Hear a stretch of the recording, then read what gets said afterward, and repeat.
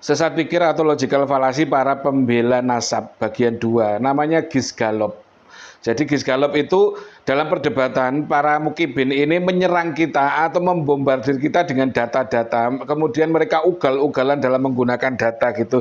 Jadi seolah-olah mereka yang paling ilmiah, seolah-olah mereka yang paling analis data, kemudian menunjukkan lebih dari 5 kitab yang membahas tentang nasab ini, kemudian nama mu'alif-mu'alifnya beserta dengan kutipan-kutipannya. Tetapi kalau walaupun satu kontainer, walaupun satu truk data dihadirkan, tetapi kalau tidak memenuhi satu relevansi, 2 akurasi, dan 3 koherensi, maka tidak akan ada nilainya, 0 besar data yang digunakan itu. Jadi relevansi itu ada hubungannya enggak dengan kasus yang dibahas antara abad 4 sampai abad 7 itu. Akurasi apakah ketika data itu disampaikan bisa langsung menjadi solusi problem solving dari abad 4 dan sampai abad 7 itu atau tidak. Kemudian koherensi, apakah data itu berbicara dari hulu sampai hilir itu dengan nada yang sama. Misalkan abad 4, kemudian abad 5, abad 6, abad 7 sampai abad 19 dan 20 ceritanya atau beritanya, informasinya itu sama, koheren, maka itu bisa diterima. Tetapi kalau ada missing yang begitu panjang, blank spotnya, ini 5 abad dari hulu tidak ada ceritanya, tapi tiba-tiba di hilir kok ada cerita. Dari abad 4, 5, 6, 7 gak ada cerita tentang itu, kok kemudian abad 9 ada cerita dengan sampai hari ini, itu nggak koheren gitu. Jadi walaupun segudang data ditunjukkan, tapi kalau tidak ada relevansinya, tidak ada akurasinya, dan tidak ada koherensinya, maka ya 0 besar gitu. Mereka tahu banget gitu.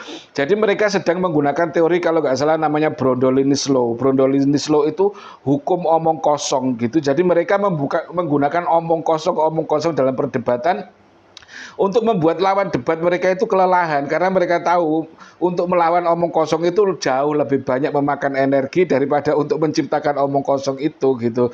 Kemudian lagi gini, seolah-olah diprotesis itu nggak punya banyak data. Ya memang nggak punya banyak data, karena sejarah itu menulis peristiwa, bukan meniadakan peristiwa atau menulis sesuatu yang nggak ada gitu. Jadi istilahnya itu argumentum excellentio. Ketidakdisebutan itu adalah sebuah data gitu. Seseorang sosok yang sangat terkenal diagung-agungkan dan sosok itu seharusnya tercatat sebagai sejarah, tetapi kok tidak tercatat sebagai sejarah. Dalam sejarah itu namanya argumentum excellentio, ketidakterkenalan, ketidakcatatan, dan kesunyian dari tokoh itu ya menunjukkan ketiadaan gitu loh. Jadi sejarah itu menulis peristiwa, bukan meniadakan peristiwa gitu. Jadi itu teman-teman protesis yang berdebat dengan orang-orang yang sok paling ilmiah, yang sok paling analis data, kemudian menyodorkan banyak kitab, kemudian menyodorkan nama mu'alif kitab, itu nggak apa-apa, silakan mereka gitu. Tapi tarik lagi kembali bahwa kitab-kitab yang disodorkan itu, data-data yang diberikan itu bisa menjawab nggak permasalahan abad 4 sampai abad ke-7 gitu. Kalau ternyata tidak targeting, tidak akurat untuk menyelesaikan masalah itu dan tidak ada relevansinya, ya buang saja data-data itu, nggak ada gunanya.